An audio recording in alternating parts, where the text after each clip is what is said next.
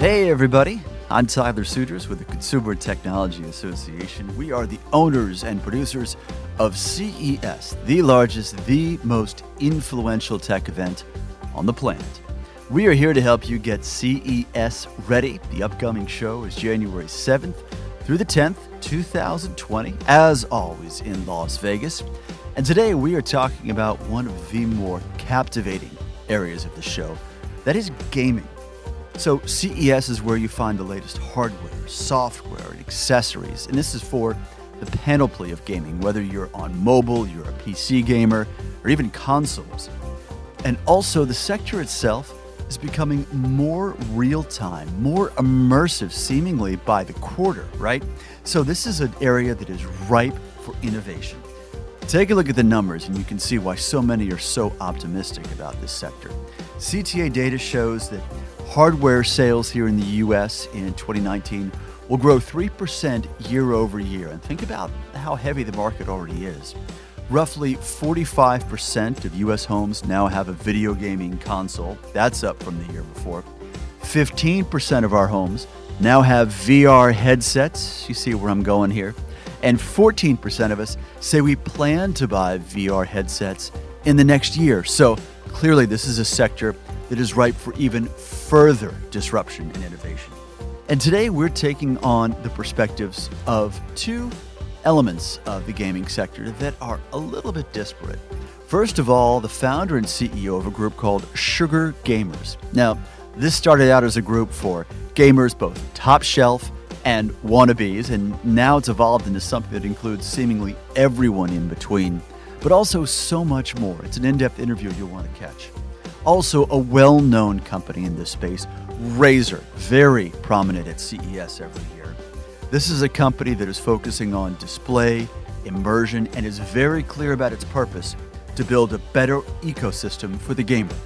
All that is coming up on this edition of CES Tech Talk.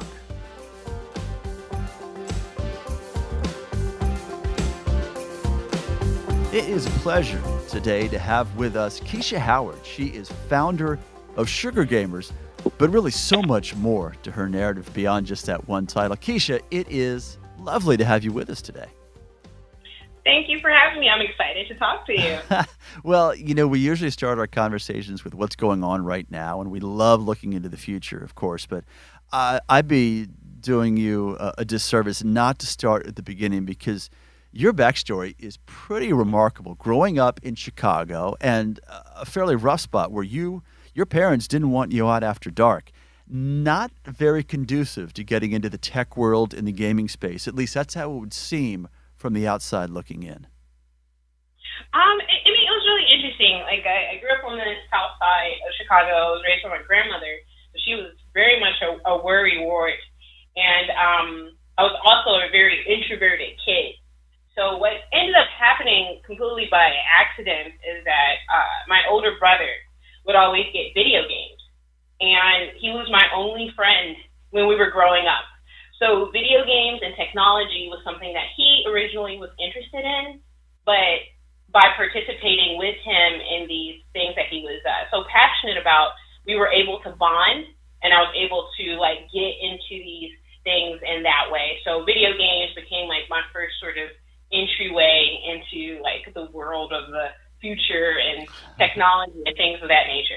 What was the real appeal there, Keisha, that drew you in? I mean, yes, your brother's doing it, and yes, you're around each other a lot of the time, but there had to be a hook there, right? Something tapped into your passion. Well, I mean, there was the escapism element of it, and being able to actually be immersed in a narrative that I can engage with in different ways. So I was an avid reader as a kid. So video games to me represented the next level of that, because it wasn't just as passive as watching TV, and it had all the special effects of something in an action movie. Plus, if it was a great game, it would have a great narrative.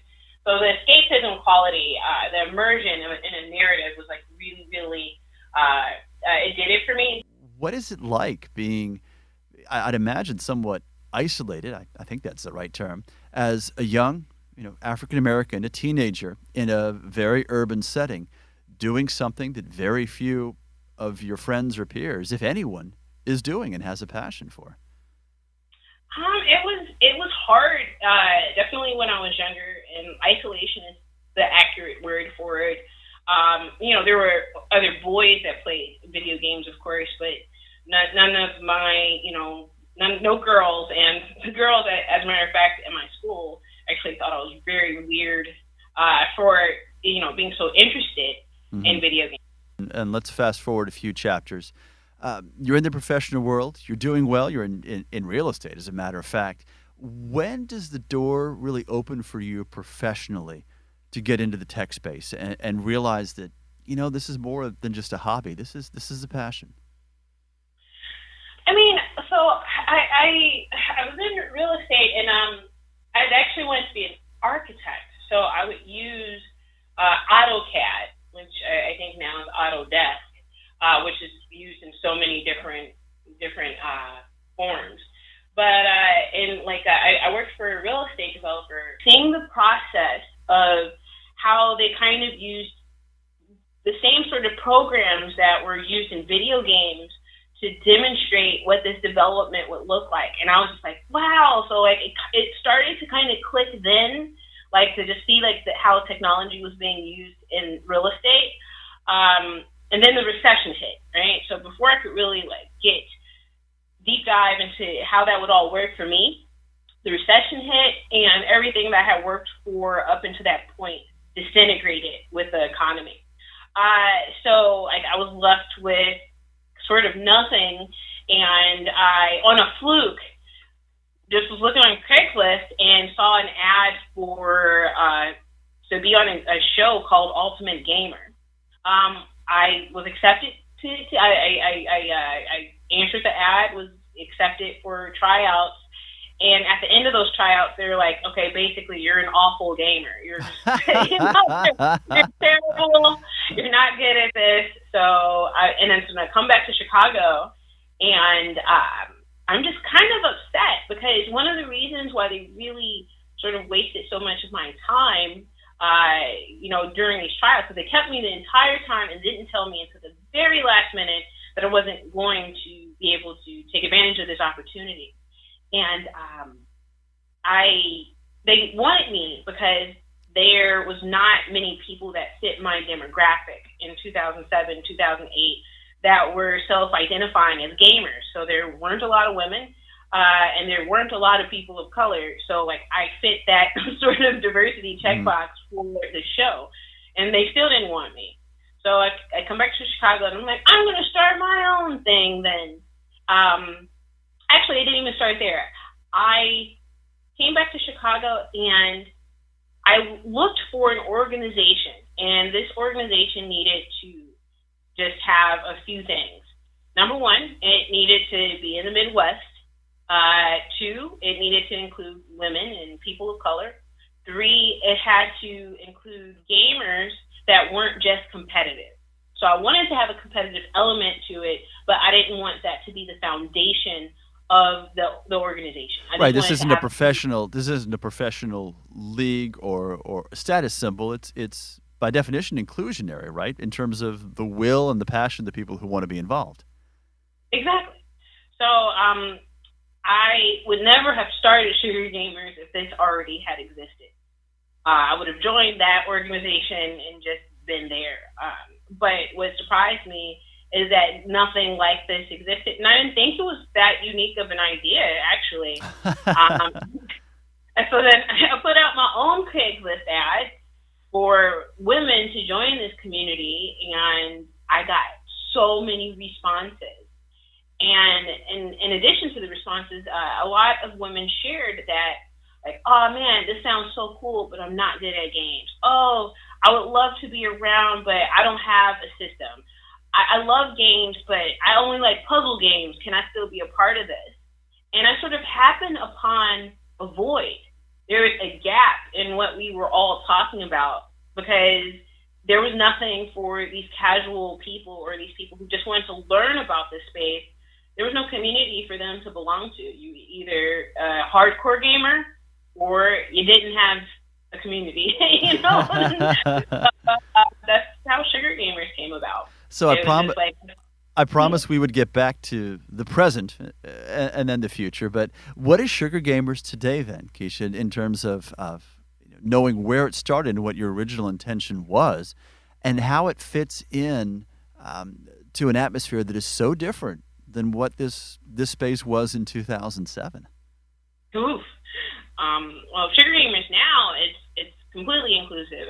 Originally started it just for women, but upon meeting so many different people that had overlapping challenges, I opened it up to everybody who just believed in our mission of being inclusive. So with that being said, Sugar Gamers has actually turned into a tech advocacy organization for underserved demographics, specifically in the video game space.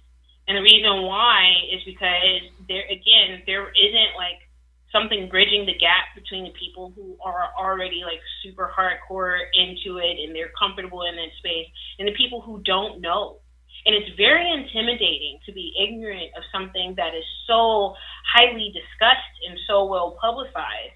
But people don't know, and they need like a warm sort of introduction to what this is without like feeling shame or without feeling like, they're going to be sort of looked at in a negative light if they don't come to the table just knowing everything that there is to know about the space.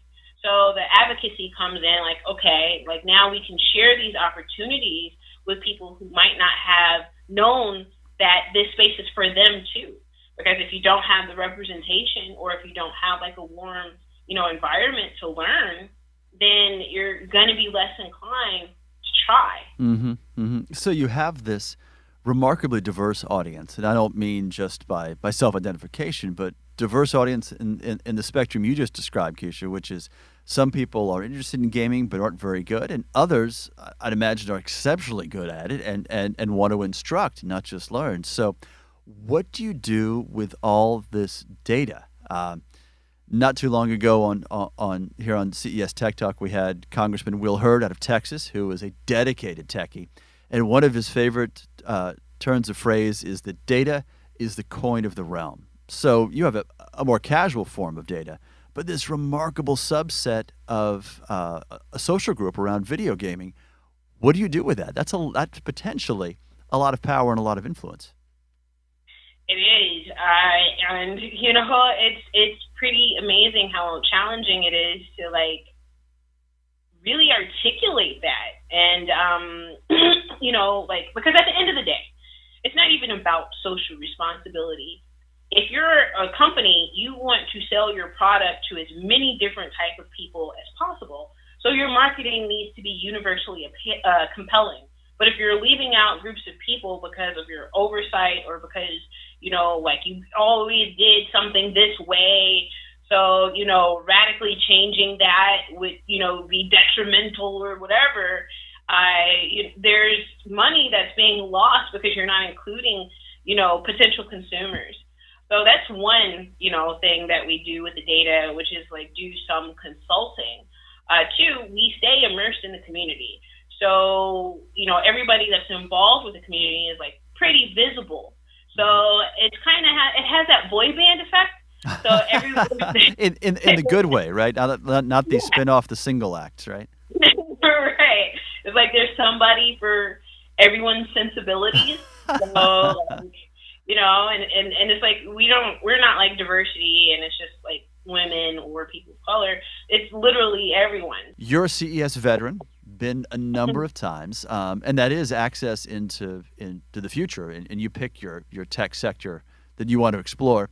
But sticking with video games, what's the value you get out of going there? I'm sure you get pretty amped up about it for a few weeks beforehand, but what is it that you find and that I should say that you seek and then you find at CES each year?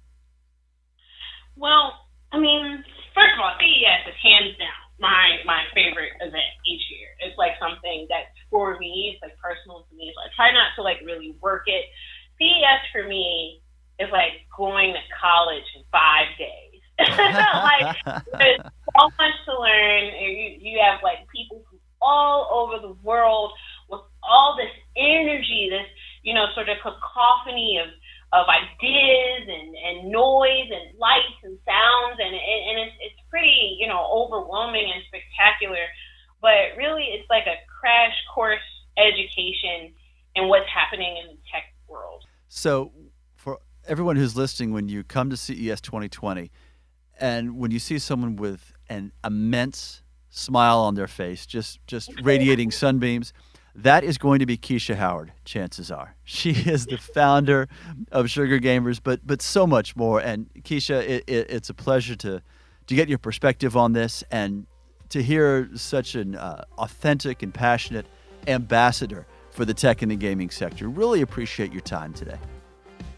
I appreciate being able to share this with you. Like, I'm always excited to talk about CES. Razer is a gaming company that is known to put a specific focus on gamers themselves. And joining us now to talk about that experience and the industry in general is Kevin Allen. Kevin, good to have you with us today, sir. Thank you so much, Tyler. A pleasure to be on this podcast. So Razer focuses on the gamer. Great mission statements. Explain that a bit. How would you have that play out?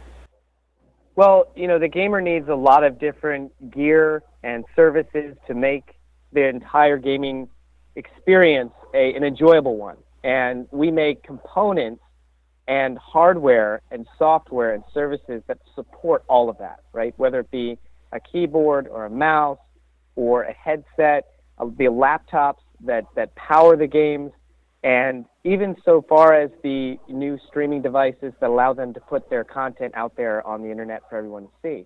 And we even have services like our Chroma system that allows them to control lighting inside the room and even with all their various components that really make the gaming experience more immersive, more enjoyable, more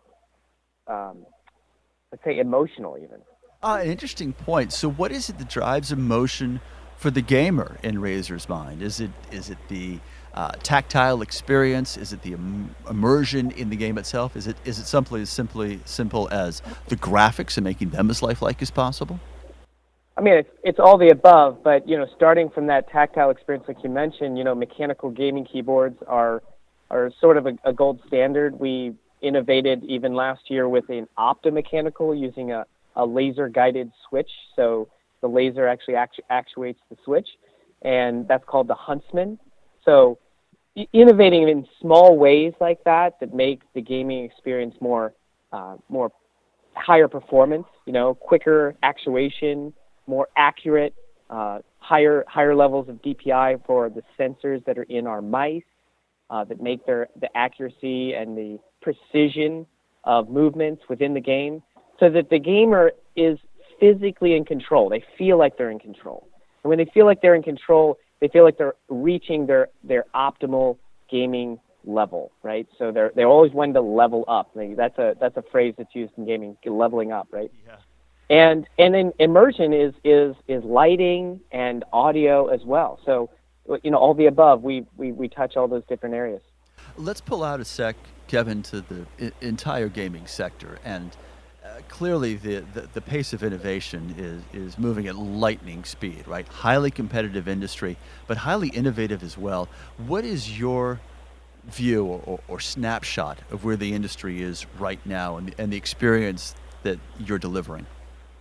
That's a great question, and I think that it depends on which type of gaming you're talking about. In the case of, for example, mobile gaming, one thing that's been a trend over the past year and will continue is mobile gaming delivering AAA titles in a mobile format, right? So that taking games like PUBG and Fortnite and bringing them to the mobile platform that allow gamers to experience it when they're on the go as well as when they're at home. And those AAA titles allow them to kind of follow the IP or they call it the IP, the characters, the same storylines that they want to be a part of, or the same groups they want to play with, or the same, ecosystem of that game. They can play in various platforms, whether it be PlayStation, Xbox, on the PC, or on the mobile device. And we have the Razer Phone 2, which is the fastest and most applicable mobile device for gaming of that sort, which have a 120 hertz refresh rate display that gives you that crisp movement of every single character in the game. So, how did you decide to move in that direction, which is a device distinctly designed for the mobile gamer? Was it based on growth numbers of demographics in general, or is it direct conversations and anecdotal evidence from folks who say, I need more out of my phone because I'm gaming so much on it? Well, mobile gaming, just based on downloads and based on number of titles that were available, we definitely saw a trend in that space, and it's going to continue. Whether or not we have the devices that there's new devices from competitors that validate our original innovation of delivering a mobile gaming smartphone, and now there's competitors that have brought out other devices, and the accessories that will go along with those devices are just as important. Like, how do you interface with that device? Are there different ways? We have a mobile controller, so you can use like a console style controller called the Razer Mobile with your smartphone. So, and that applies to any Android based smartphone. And so there's other things that we were looking at, like the number of people that we had that were signing up on mobile devices playing mobile games. And, we have a Razer ID, which we have access to seeing the logins of where they're logging in from. And we can see that there's definitely a trend of people using mobile devices to play more and more games and more hours of gaming even. Another area of growth that we've seen, and I mentioned this earlier in the podcast, at least in terms of device ownership, is virtual reality, VR headsets.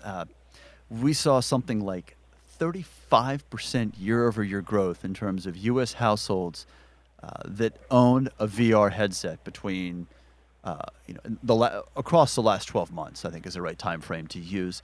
Immense potential for what that could mean for a panoply of sectors, but gaming especially. When you get into Razer's emphasis on immersion, Kevin, that seems like an especially ripe area. Absolutely, and what we have right now is we have the laptops that power that entire VR experience. So all of our laptops that we produce, the Blade 15, the Blade 17, Razer Blade Pro 17-inch are VR compatible. They're more than VR capable, in fact. And in order to engage with that demand, that high demand of graphical interface, you need to have a powerful laptop, the Razer Blade, that has an NVIDIA RTX graphics card that is, delivering high level of graphics, incredible speeds, and so there's different devices that you can connect to it. And there's a new game that just came out called Trover Saves the Universe that's available on PC, or you can play it in VR. So that's now another trend, is giving users the choice of whether they want to engage with the game on a normal PC environment, on a big screen TV, or in VR. So you mentioned Fortnite earlier, Kevin. Great touch point there, and the standpoint that all of the elements you've been talking about can, in a sense, fold up into one topic, and that is platform and the growth of streaming as the platform of choice for gamers seemingly across every demographic you can come up with.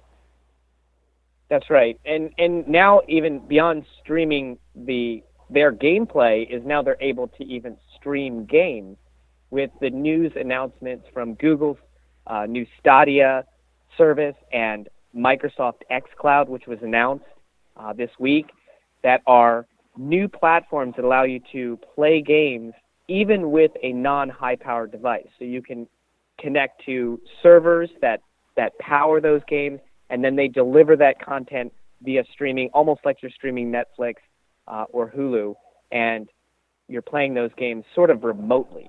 And that's gonna be a different trend. We'll see where that goes.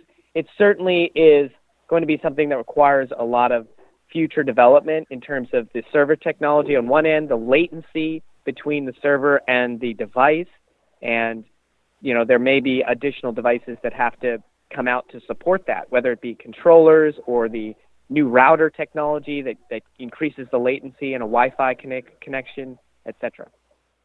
Let's talk about being on the ground at CES, Kevin, and the strategy for Razer, what you're looking for there. And I preface it by saying, to me, it's among the more eye-catching displays and exhibits when you're there. The logo is iconic, and it's almost like you're entering, when I say a video gaming world, you think, of course, of being in a game. But once you set foot in your booth, everything has to do with video games. And if you haven't been there, you'd shrug and say, well, of course, that's the company. But it's a bit more than that. You're delivering a bit of an experience. That's right. And, it's display technology like the new Razer Raptor that we introduced at CES this year. That's a, 144 hertz refresh rate, 27-inch monitor for gaming.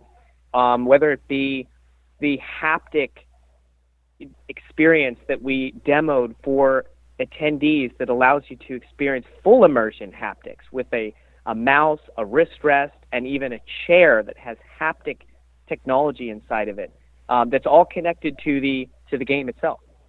And those types of experiences are only possible in a real world scenario where you get people on a show floor, you get to engage with them, demo those types of technologies, and really convince them that your brand has something to offer. And that's the level of innovation that Razer wants to always bring to the marketplace, and why CES is so important for the brand, because it's the perfect place to bring those types of things. In 2017, we had a product called Project Valerie, which was a 3-screened laptop. In 2018, we introduced the integration of our Razer Chroma lighting technology with Philips Hue, so that you can get full lighting immersion inside your room when you're playing games. And these types of partnerships and announcements of technology innovations are best placed in that show. So, final question for you, Kevin. How much can you predict looking ahead to CES 2020, not just for Razer, but what you expect to see or what you're most excited about from a vertical standpoint there at the show? I would say within gaming, 5G technology is really going to be an important pillar of the future of gaming, because connectivity is so important, especially as we talked about mobile gaming, whether it be Wi-Fi or 5G, is really powered by the connectivity you have to, whether it be the streaming service or the internet of others, the other people you're playing with, the esports competitions that are taking place worldwide. So 5G is going to be something really big. Display technologies is always going to continue to improve. Something we introduced this year was 240 hertz refresh rate displays, OLED panels on our laptops. This is something that will continue to grind, and whether it be curved displays, there were curved smartphones this year, right? We don't know where that's going to go, but curved screen technology, 5G, and I would say just the entire ecosystem, being able to bring stuff together, whether it be streaming that content or connecting players and competitions worldwide in real time, statistics, those kinds of things are really going to help the industry grow and help gamers really achieve their best result. Ladies and gentlemen, start your consoles for CES 2020. Kevin Allen is with Razer at the forefront of the gaming industry in a sector that just continues to grow year over year. Kevin, appreciate your time and take, my friend. Thank you so much, Tyler. All right, next time on CES Tech Talk, if you think gaming is ripe for disruption, think about the sectors of blockchain and cryptocurrency, often intertwined. Great interviews coming up on our next episode, including a look at a young founder and CEO who had nothing to do with the financial or tech sectors, but found his way in thanks to the lure of cryptocurrency.